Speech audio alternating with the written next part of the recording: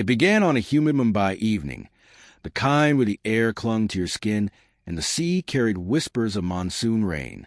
Inside a dimly lit office at Yash Raj Studios, Mohit Suri sat alone, staring at a blank script page. He'd told countless love stories before, but this time, something inside him refused to settle for the ordinary. His last few projects had brought him praise, but his heart kept tugging him towards something more intimate, something raw, messy, and painfully real. He didn't just want to make another love story. He wanted to make a love story that would outlive him. For weeks, the idea had been swimming in his head. A musician, a poet, two people, both broken in different ways, colliding in a world that never gave them space to breathe. He didn't know their names yet, but he knew their pain. He knew the weight of silence between them, the kind of silence that could either kill you or save you. Slowly, in the lonely hours of night, their shapes began to emerge. He called him Krish Kapoor, a man whose guitar was the only voice he trusted, and her, Vani Batra, a woman who spoke in verses no one ever heard, who hid her poetry like a secret wound. Inspiration struck from an unlikely place. One evening, while watching a cricket match, Mohit found himself fixated not on the game, but on Virat Kohli. The way he carried himself, his unbreakable confidence, the fire in his eyes even when the scoreboard spelled disaster. That resilience, that refusal to bow under pressure, that's what Krish Kapoor needed to have. It wasn't about cricket at all. It was about the spirit of someone who, even when the world told him he was finished, found a way to rise again. Krish was born in that moment, not from sport, but from the quiet ferocity Mohit saw on that screen. The casting call was unconventional. Mohit didn't want stars who had already been molded by fame. He wanted fresh clay. He wanted actors who could bleed on screen without worrying about how it would look on Instagram. That's when Ahan Pandey walked into the audition room, nervous, restless, but with eyes that carried both arrogance and vulnerability. He strummed a guitar with a clumsy tenderness that caught Mohit off guard. Then came Aneet Pata, whose presence was so quiet the room seemed to lean in just to hear her speak. She read Vani's lines not like an actress reading a script, but like a woman whispering her own truth. By the end of the audition, Mohit knew these were his Krish and Vani. Filming began in the cool weeks of January. The first schedule took them to the foggy lanes of Shimla, where the mountains loomed like silent witnesses.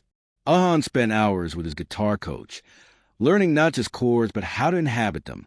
He practiced play with his eyes closed, letting the music guide his fingers, as if each note were a confession. Aneet wandered to the old town with a notebook, jotting down fragments of poetry she'd later weave into her performance. She wanted Vani's words to feel lived in, like something she'd been writing her whole life. Mohit was relentless. In one scene, Krish had to perform in a crowded bar, his eyes searching for Vani in the smoke and chaos. They shot it 15 times, not because Ahan got it wrong, but because Mohit wanted the moment when Krish's voice cracked, not from bad singing, but from the raw ache of needing someone he couldn't reach. Ahan's throat was sore by the end, but when they watched playback, there was the crack, the vulnerability, the truth. The music was another beast entirely. Mohit assembled a dream team: Mithun, Sashit Parampara, Tanish Bagchi, Fahim Abdullah, Arslan Azami. Each brought their own language of love and heartbreak to the table. They weren't just making songs. They were building a world. The title track, Saiyaara, began as a simple guitar riff late one night in Mithun's studio. By dawn, it had grown into an anthem, haunting, tender, and powerful. When Ahan and Aneet heard it for the first time, they didn't speak. They just stood there, letting the melody wrap around them like an embrace. As shooting moved to Mumbai, the bond between the two leads deepened. They spent hours in each other's company, sometimes rehearsing, sometimes just sitting in silence. There was an unspoken understanding. Off-screen, they were just two young actors finding their way. On screen, they were soulmates lost and found. Aneet once said in an interview that during one scene, where Vani reads a poem to Krish, she forgot the cameras were there. She was speaking to Ahan, not Krish, and the tears that fell weren't scripted. Then came the release. July 18th, 2025. Theaters across India lit up with the name Saiyaara. The first shows were fully booked before dawn. People walked out clutching tissues. Couples held hands a little tighter. Strangers exchanged glances as if they'd just shared something deeply personal. Social media exploded. Clips of the title track flooded timelines.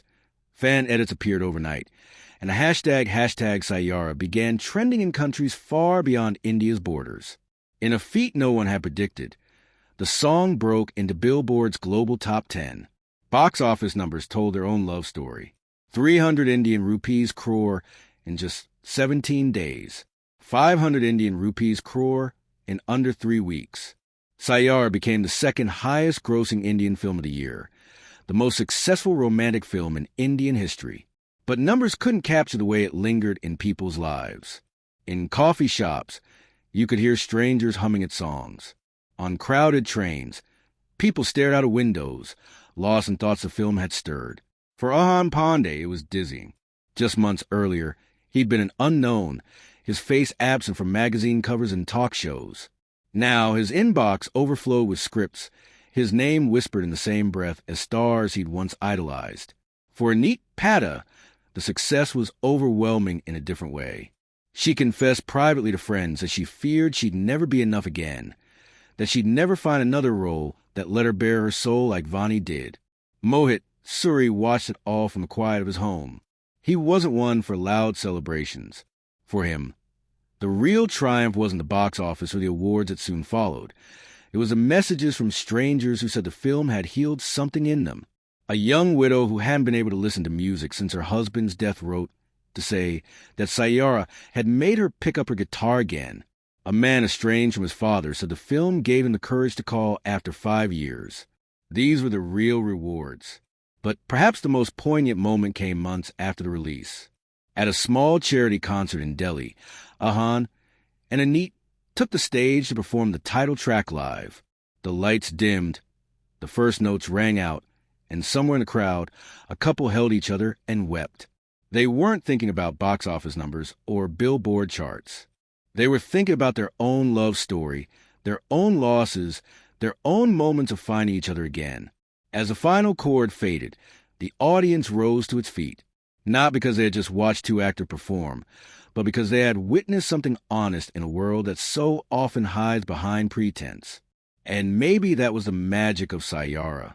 Please subscribe to this channel for more stories.